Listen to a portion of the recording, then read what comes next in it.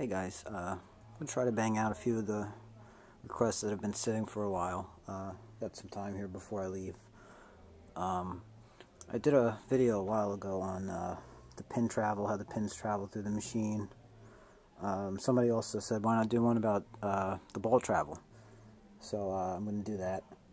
I'll have to do the front separately at some point when I get some time, but one nice thing about the Brunswicks is the ball returns, for the most part, are all the same aside from your return tracks here. I'll get to that in a minute. Basically, you've got your cushion here, and the ball pass underneath it, unlike AMFs where it stays in front of it. The cushion will raise either from the impact of the ball, or if you have electronic triggering, and it'll come down here to your ball wheel. It'll sit on there. We have these little leather straps to help stop with the spinners at the bottom. They're like little homemade spinning ball eliminators. They work pretty well. It'll come up the wheel on the lift rods and onto the track. Got the preference system bar right there, which will block out the even lane so the two balls don't meet up here at the Y-switch assembly. And you'll see on an even lane, lift rods are exactly the same. The only thing that's different is once it gets up here to the top, it's just a much shorter track. But the lift rods themselves are identical. A friend of mine that works on AMFs also asked about the accelerator. This is the accelerator right here. It's a little pan underneath it, and it just pretty much grabs a hold of the ball and shoots it forward.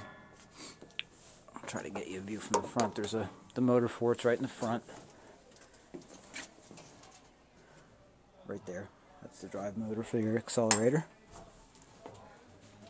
And they have these covers in case something happens with the ball, so it doesn't go shooting forward. But we'll get down in here, and you can see. And the rest isn't all that much different. I don't know if I can even get a shot of this. This is kind of a bad angle here, but see the down rails. The only real difference is there's a track that goes all the way up front. It's metal for most of the way, and then as you get towards the front, because these are full accelerators, an easy way to tell is the big long belt and also this long metal cover. There's also boosters which were added with when the jetbacks came out to speed the ball return up a little bit, since it sped the machines up. The original straight Brunswick A's actually had taller lift rods and just gravity returns. With jetback speed, they're a little bit faster than A's, so they have a booster. Basically, there's like a power lift tire, pretty much, or a V, one of the V wheels from a power lift to help shoot the ball forward. And they're smaller, and there's just a little board here that you can step on. The accelerators are nice in that way. They come all the way forward, so you can walk right in between the machines. And another thing I always mention is the pit lights that you can stand on these. Working on AMFs, it's really nice. I hated that you couldn't stand on the pit lights. But these were designed for that, so you can get to the front. I'll show the front at some point too, with the retarder strips in the front. They're basically just strips of carpet on the outside to help slow the ball down so it doesn't come slamming into the power lift. One other question that I had was regarding your first and second ball cycle. I mentioned I'd show the micro switch and the lever for it, which is right here. Let's see if I can get a decent shot of that. And you'll see when I can hold this the right way, like that. When I put it over the second ball, see how that lever opens. The machine doesn't care about ball lights like an AMF does. It's either first ball or second ball. It always runs the same cycle. The only difference with second ball is your holding hook will be down, and it actually runs a strike detection. The deck will be held up on the hook. The detector will think will read what they call a high strike detection, which allows it to set pins. But the ball lights are completely separate. The ball lights could really not even be working, and the machine would work fine.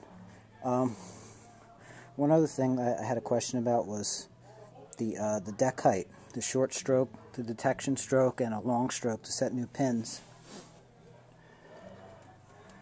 And that is controlled right here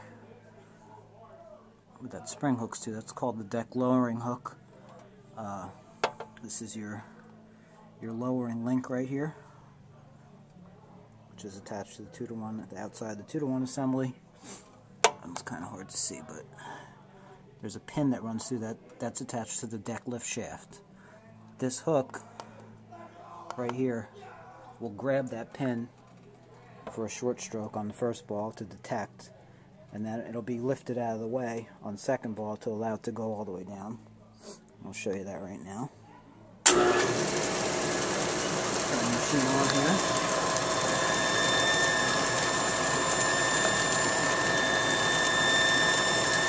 Watch, you see that hook won't grab that pin, or it will grab the pin rather on first ball, so that it only goes halfway down. See how it grabs the pin there? It lifts and then comes back up. Now on second ball, you're going to see it lift out of the way. That'll give you your long stroke, and it'll set a new set of pins. It's on the hook, holding hook, pops right up. That allows the deck to go all the way down. A buddy of mine did a video about that a while ago. I'll find it. I'll put a link to it in the description. He shows it. Also shows it from the bottom. The pin on the deck lift shaft. So I'll show you that as well. Sorry for the delay in some of these videos. I've been really busy, but that should at least get a few requests out of the way. Just keep them coming, guys, and I'll get them out for you. I'll talk to you later. Bye.